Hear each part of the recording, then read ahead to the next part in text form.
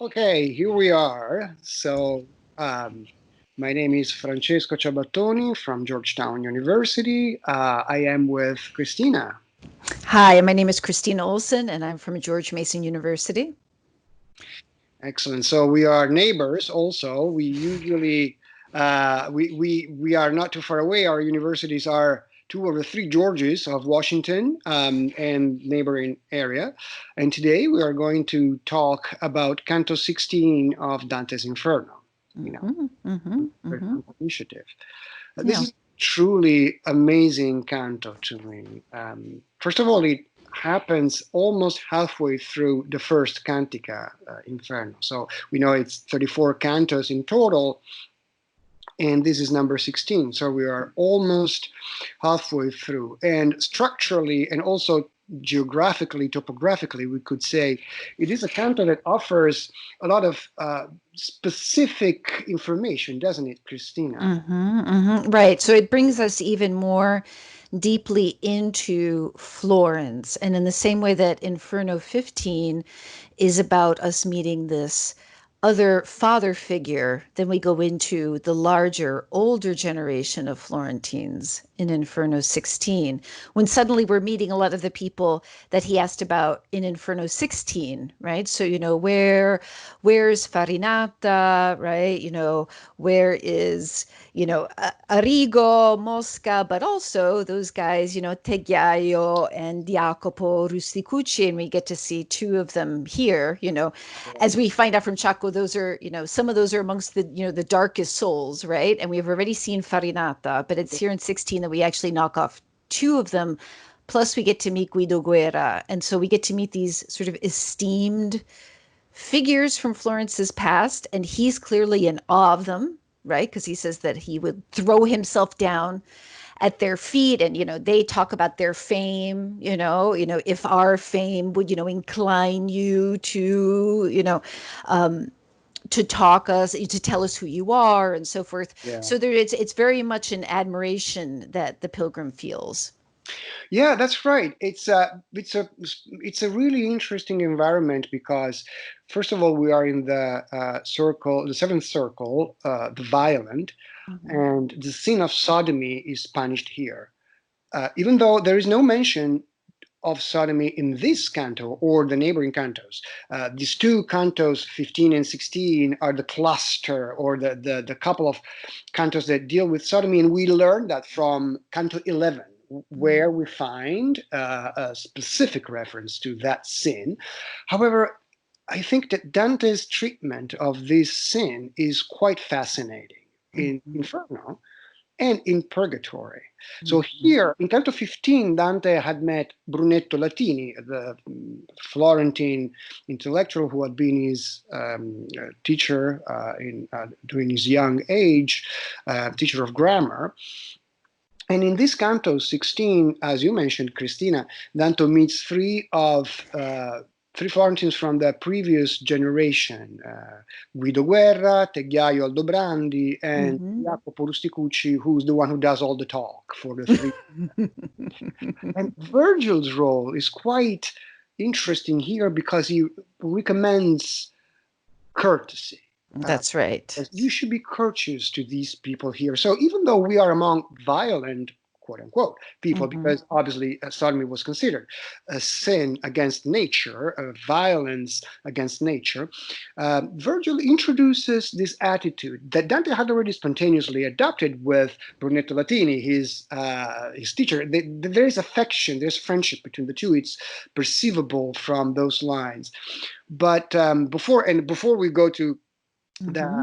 the theme of courtesy, on which, Christina, you are such an expert, of course, I want to mention that there is a basic difference that we can observe between the treatment of the sin of sodomy in Inferno and the treatment of sodomy in Purgatory. Canto 26 of Purgatory, where Dante meets not only the sodomites, but in general the lustful. Mm-hmm. Among them is a poet from Bologna, Guido Guinizelli, whom Dante considers um, the father of those who versified in the vernacular language. Mm-hmm. And Guido Guinizelli has a little bit of more cautious attitude towards the sodomites because he is heterosexual Mm-hmm. than Dante does. So what I'm Mm-hmm. trying to say is that in Purgatory, Dante seems to upgrade the sin of sodomy to a sin of incontinence. Lust. Right. They are together with the lustful. And in Inferno, he cannot do that, but at the same time, he treats these figures as noble figures and respectful and people who deserve respect also. And so the whole notion of courtesy is introduced there. And also Mm-hmm. the notion of how um, the clothes make the gentleman in a way. Right. Right. Identify Dante as Yeah. by his clothes. Yeah, exactly. They identify him by his clothes. They say, "Oh, you see, by your dress, it seems like you're from La Nostra Terra Brava, right?" Already they pick up. So it makes us wonder, what did a Florentine outfit look like? And that's also interesting because at the end of this canto, there's the reference to the cord that the pilgrim is wearing. So that also makes us think that, was the cord a part of this outfit? That doesn't seem as likely, right? But it does draw our attention to material realities and almost this idea of bella figura, right, which we're very familiar with now, the idea of the appearance, right, of these figures from Florence.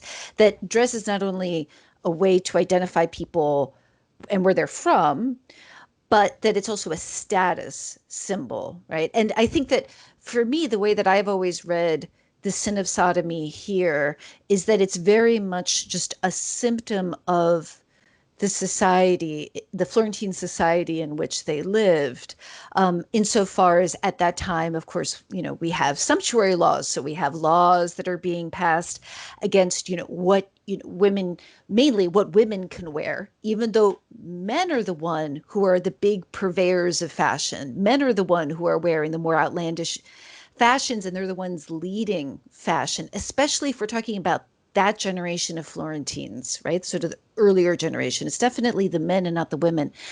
Um, but there was also a lot of language, and this is from, like moral treatises, sermons, and so forth, not necessarily the laws, but that attacked men for looking effeminate in their dress. So, there's definitely a discussion of effeminacy and refinement in dress that's happening at that time.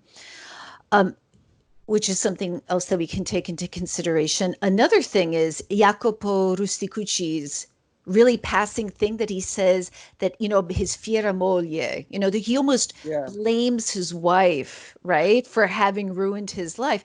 And a big thing at that time was blaming women, right? And avoiding the idea is that young Florentines were trying to avoid getting married because women were pressuring their husbands to spend a lot of money on dress and so forth. These displays of wealth to show their status. And sodomy was almost seen as the sinful result of the pressures of an unhappy marriage, right? All of this kind of may seem like a weird logic to us now, but it's very much present then within, treatises against marriage, why you wanted to avoid getting married to women, how horrible women were in driving men to do these things. So sodomy is almost kind of like the result of being in one of these marriages, which is not what we But think of it like an as. escape from that It's an escape. situation which is presented as a critical one. And yet, as you said, there is the element of a common appartenance to the city of Florence, almost an idealized society in Dante's view, right? Because Dante is in many ways a passatist for the morals of the generations of yore. He does that here. He does that even more markedly in actually the 16th canto again of the Paradiso with Paradiso. Mhm. Cacciaguida. Yeah, the Buon Tempo Antico is Right. his idea. And then, obviously we find it in other places too. But yes, this idea that there was this golden age of Florence and that's when you could find true cortesia and valor, right? Which is what the Florentines ask him in this canto. Tell us if you can still find, cortesia in Florence, because Guglielmo Borsiere tells us that it's all gone by now, right? And and then he has his huge invective, it's all gone because of the gente nuova, the nouveau riche. And they're like, well, wow. Gente nuova e subiti guadagni, which probably identifies this new people and nouveau riche with the mercantile class of Florence, which, of course, as we know, is also a class that was so successful it gave Florence an enormous financial success in Europe, in the known world.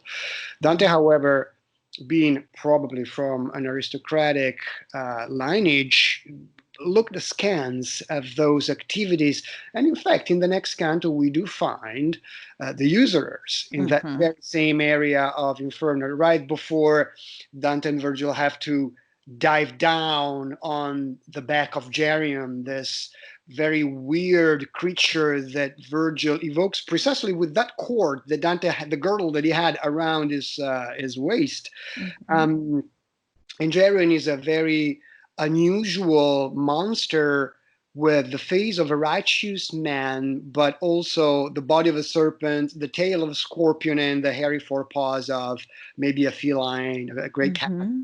or something. Mm-hmm. And they ride it. They ride it over so that they can go down the great escarpment that separates them from the lower part of hell, the malebolge or evil pouches where fraud is punished. Mm-hmm. Mm-hmm. Uh, Yeah, uh, and Geryon's also wearing his cloak that is more brilliant than anything that a Tartar or Turk could weave, right? So there's again this attention to clothing, right? Into, luxurious textiles, so to speak, yeah, yeah, right. which is very much what the gente nuova would have been purchasing, right? There's a lot about how Tartar cloths were the fabrics that were worn by the elite rulers at this time. So yeah, there's a lot of historical material that's in 16 Yes, that then obviously Boccaccio makes use of, because Guglielmo Borsiere appears in one of his tales in the Decameron, and he's an entirely, as far as we know, fictional figure, right? We don't think that Guglielmo Borsiere, we don't know if he actually, we but don't we know don't think anything that he about it. did. But of course, his last name Borsiere could refer to Borsa and so forth, purse, and everything is very suggestive.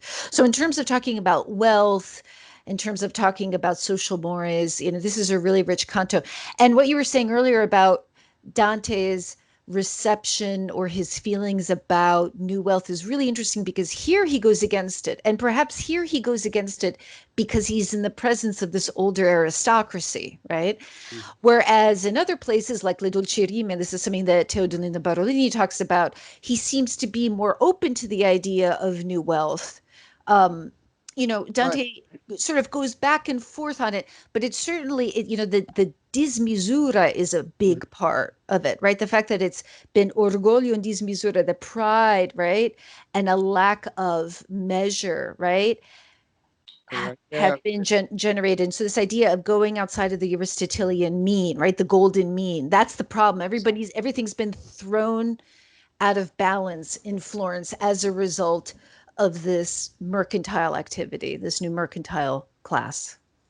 exactly. And so Canto 16 also is notable for a meta literary, we could call it, aspect, because it's the first canto of two in which the title of the poem is mentioned, Commedia. Mm-hmm. Uh, when Dante addresses the reader, saying, per le note di questa commedia lettor ti giuro, chi vidi per quell'aere grosso e scuro venir notando una figura in suso. I swear to you, reader, by the notes of this comedy, that I saw this figure uh, come swimming up, and he's referring to Geryon, as we've Right. noted before. But Commedia, and it's been even disputed that Commedia should be the title of the entire poem. Some scholars actually argue that it might only be title or an alternative title for Inferno. I am not convinced about that, but especially because Commedia is also the title that Dante's own sons, both of them, Pietro, and in their commentaries, Pietro e Jacopo used Commedia to call the entire poem. So it would be at least a little bizarre if the sons of the poet himself would not know the title that their father gave the entire. Right. But why is it, do you think, Several times since you're together at some point discussing it since they commented on it. so because you have written and published so much upon Dante in music, I'm wondering, what do you make of the idea that he swears, right, by the notes? What do you make of that? It's a great question. Thank you, Kristina. Sometimes the notes can just be like verbal notes. However, I am convincing myself that all throughout Dante's Divine Comedy, and divine, once again, to speak about the title, divine is an adjective that Dante never chose to attach to his work. It was only introduced in the 16th century. But anyway, I am convincing myself by now that the musical and performative element um, is a little bit of a drumming underwater perpetual note precisely throughout the Commedia itself. And so when he uses these expressions, per le note di questa commedia, uses that again in Canto 19 when he's reprimanding Pope John, who is it? Pope Nicholas, yeah. When he says, mentre io li cantava cotai note, as I was scolding him through such notes, it could mean words, but then why not say words, parole or verba? I think he means to introduce a musical or at least performative aspect of the words, because even when we sit at the bench and read the poem from a book, the words shape up with their musical rhythm in our minds. We cannot help, and we shouldn't, help avoid hearing the sound of those words. So I am more and more persuaded that the performative musical aspect lies underneath and it's hidden at every step, and we should consider it very carefully when we read the poem. Well, and you also have the dance, right, of these sinners in Inferno 16, right? So that they're wheeling around, and it seems like that's a coordinated, choreographed movement. Which then is sort of, in a way, because I know that you did the video with Alessandro Vettori on Paradiso 10, in which you also have, right, the wheels as well of the souls. Rota or wheel is precisely what he uses here too in Canto 16. Fenno una rota di sé tutti e tre, così rotando. So there's insistence on the figure of the circle and of the circular dance, which is in a different context, of course, also recurring in the Paradise multiple times. Right.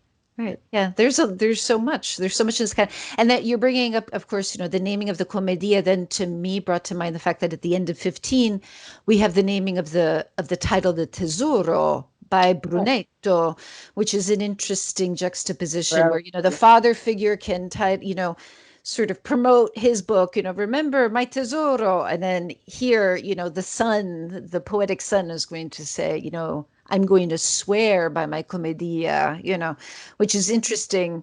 It's also a very interesting juxtaposition in how the father figure, how Brunetto is going to, try to remember his work to posterity, whereas Dante is going to swear by it. Like, the fact that you can swear by his poem gives it that, of course, that scriptural status, that authority. It's a matter that calls into question the matter of authority and authorial, the authorial aspect of the Divine Comedy.